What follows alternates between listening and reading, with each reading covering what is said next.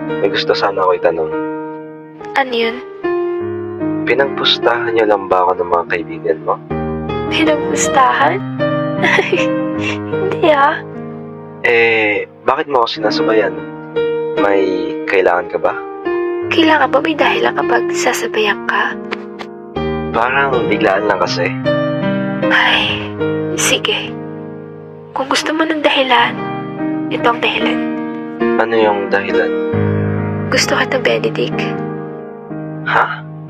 Paano mo naman ako nagustuhan? Wala lang. Sa buong classroom kasi natin, ikaw ang naiiba. Paanong naiiba? Ikaw lang kasi yung pinakasimple lalaki sa ating mga magkakaklase. Paanong simple?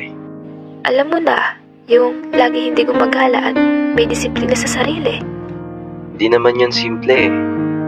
Eh ano? Yun yung normal na ginagawa ng isang estudyante. Ay, ganun ba? Hehe. Iba kasi lagi makakasama ko kaya hindi ko alam. Paanong iba?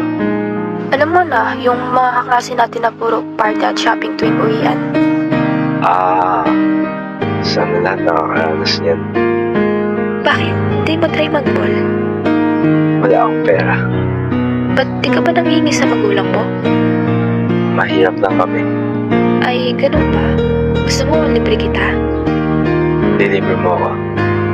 Oo, bakit naman hindi? Sige lang. Okay, pero bago yun, di ka pa nagre-react sa sinabi ko. Ano ba yung sinabi mo? Sabi ko, gusto kita. Anong reaksyon mo dun? Wala ka man lang sagot. Yun ba? Di ka naman mahirap magustuhan. Marami nga nagkakagusto sa'yo eh. Hindi yun yung tinatanong ko sa'yo. Ang gusto kong marinig sa'yo, gusto mo ba ako o hindi? Gusto